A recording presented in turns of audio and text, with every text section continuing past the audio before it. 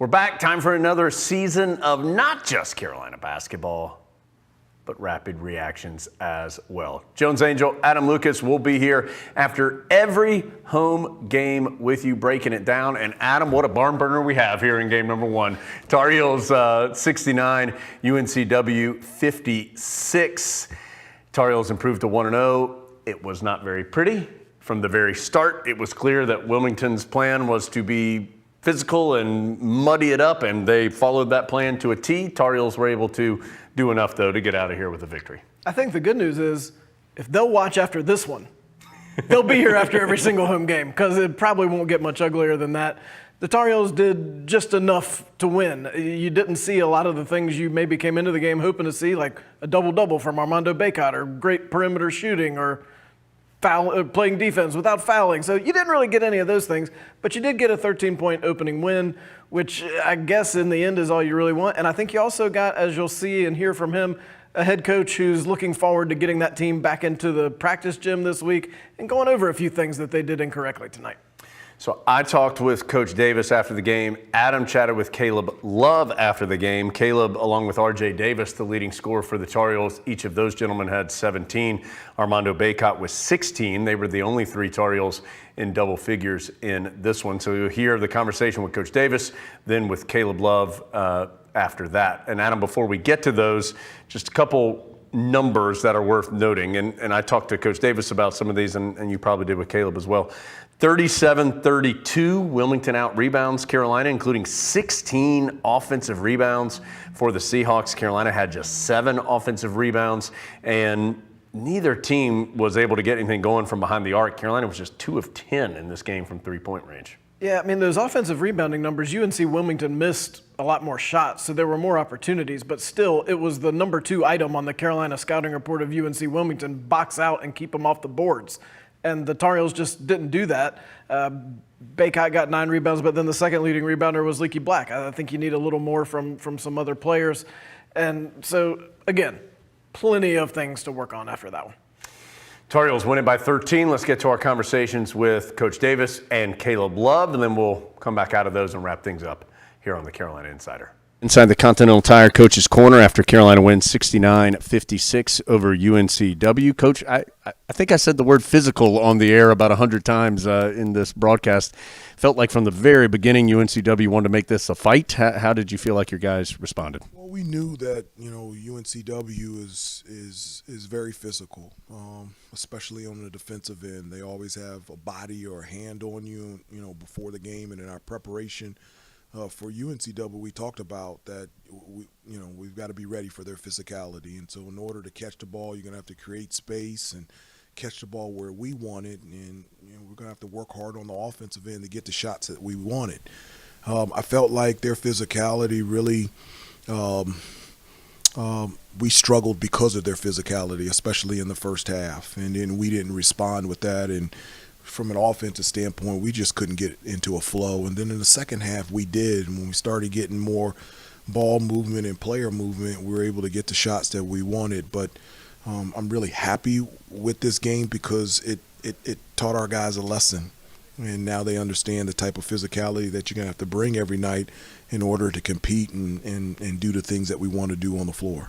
Coach, I want to ask you about 2 stats in this one. Wilmington out-rebounded you guys 37-32, including 16 offensive rebounds, and then just 4 assists for your team tonight. Just your thoughts on those 2 numbers. Yeah, one of the things that, we go in, into every game, and I told them, I said, there's 3 things that I wanted to check the box. I said, number 1, defensively, I want to be a great defensive team, so we got to get after it on the defensive end tonight. Number 2, rebounding the basketball on both ends. Let's limit them to 1 shot every possession. Let's attack the offensive glass. And then number 3 is we want to limit turnovers. And so, we were able to check the box in terms of defensively, even though I told them in a number of timeouts, I can't wait to look at tape. I feel like over 90% of the points that they scored were based on our mistakes, whether we were fouling shooters, whether we weren't doing what we practiced or in practice. And so this is very rare for an opposing team to go after offensive glass. Most teams are so scared of us running that they don't send very many to the glass, if any. but this taught us a lesson, the type of physicality that we have to bring in boxing out, and it's something that we talked about before the game, but they didn't realize it until they're out there in the game. I want to ask you about that defense. You hold them to 29% shooting, just 8 made field goals in the second half. I know you just said you felt like you made some mistakes. Put them on the free throw line in the second half. They scored more points from the free throw line than they did field goals, and so I just, I can't wait. It's a great opportunity. One of the things that I told them, it's one of the thoughts of the day is Rome wasn't built in a day, but it was worked on every day. Well, we got to get to work. And I also felt like, I felt like they were a little nervous. I think it was a combination of nervousness and being excited. Where on the offensive end, we weren't moving with pace, and we were moving too fast. We couldn't even handle the basketball. It was going all over the place, and so. But a win is a win against a really quality UNCW team, and I'm really happy with the guys. Last thing, Coach, you felt like you got some quality minutes off the bench. Seth Trimble and DeMarco Dunn both came in and gave you some energy, if nothing else. What did you think about those two young players? No, they did. Both of them in both halves came in and they were terrific for us and gave us not only energy, but they gave us big plays on both ends of the floor. And, they've been doing that since the beginning of the season. And so, but I felt like Tyler Nickel, when he got into the game, he gave us really good 6 minutes. I felt like in the first half, Dontre Styles gave us some good minutes. And so, as I said before, we need guys coming off the bench, giving us consistent and good minutes. And I feel like all the guys that came off the bench did that tonight. I said that was the last question. I lied. Let me ask you one more. It's a Monday night, 9 o'clock, UNCW. You had nearly 20,000 fans in the Smith Center tonight. Just your thoughts on the atmosphere and Carolina fans really showing up tonight. The atmosphere was live. Coming out of the tunnel at the beginning of the game, you could feel the energy there. And I wanted to thank all the fans for showing up for a 9 o'clock game on a Monday night. Also want to specifically thank the students. They sold out their student section. And so, as I said before, like last year, a huge reason for our success at home last year was because of our fans, because of the student body always showing up and being supportive and cheering our guys on. And so I love that, and I want them to continue to do that because it makes a difference. It makes a difference in how we play. Next opportunity comes Friday night. Carolina will be back here at home against College of Charleston. Coach, congratulations on the win, and we'll talk to you later in the week. All right, thank you very much. Alongside Caleb Love after Carolina's season-opening win. Caleb, that one was not very artistic. What did it look like from where you were? It's getting a rust off. First game, like real game together, and just getting our feet under each other, and getting the chemistry back to where it was last year. And our credit to our fans, they willed us to that win. And we back at it, Friday. So we push this under the rug. A win is a win, and we back at it Friday. You mentioned the chemistry, and I think people hear that and think, well, all the guys are the same. Isn't the chemistry already there? What's different with a new team, even though there are some players who obviously you've played with before? Just a lot of different lineups. We had many different lineups out there tonight, and just getting to know where people like their spots, and defensively, we actually played a pretty good game as far as whole second half, and. Like I said, we just gotta, get each other, get our feet under each other, and like I said, we back Friday. What was Wilmington able to do to kind of muddy it up and slow it down? Like you said, they slowed the game down. They knocked off 25, 30 seconds off the clock before they shot the ball, and they got a lot of offensive rebounds. That's what we gotta, work on, and yeah. 4 assists as a team. What needs to be better as far as sharing the ball?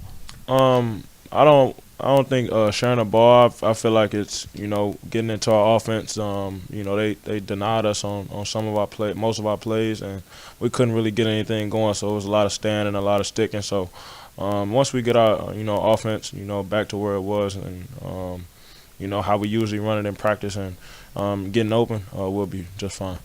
You mentioned the crowd, really good student turnout tonight. What kind of difference do they make when they're out the way they were tonight? They make a big difference. We love our fans, and like I said, we can't thank them enough for coming out tonight and supporting us. And they, like I said, they willed us to this win, and when they're loud, it gets our adrenaline going, it gets us flowing, and we appreciate them. If you had to grab that stat sheet and circle 2 or 3 things that you think are going to be the focus in practice between now and College of Charleston, what would you circle? Offensive rebound for one, silly turnovers, and I say fouling a jump shooter. Yeah, can't do that. Some things close to Caleb Love's heart. Caleb, thanks so much. Yes, sir. We appreciate Coach Davis and Caleb Love joining us. Adam, Tar Heels back at it Friday, here in the Smith Center, 7 o'clock against College of Charleston. And Coach Davis said it on the air, and then you and I were both in there when off the air. He said, I can't wait to go over this film. Feels like the Tar Heels will have some studying to do of what happened this evening. Tar Heels so thankful for NCAA rules tonight because Hubert Davis said, I'd love to watch the film with them tonight, but I can't. Sorry, guys. But don't worry, you'll get to do that not on Tuesday because Tuesday's an off day, but then on Wednesday you're going to see plenty of that film. And I would expect to see just a more crisp Carolina team on Friday night against College of Charleston, who, by the way, is a well-coached, good team.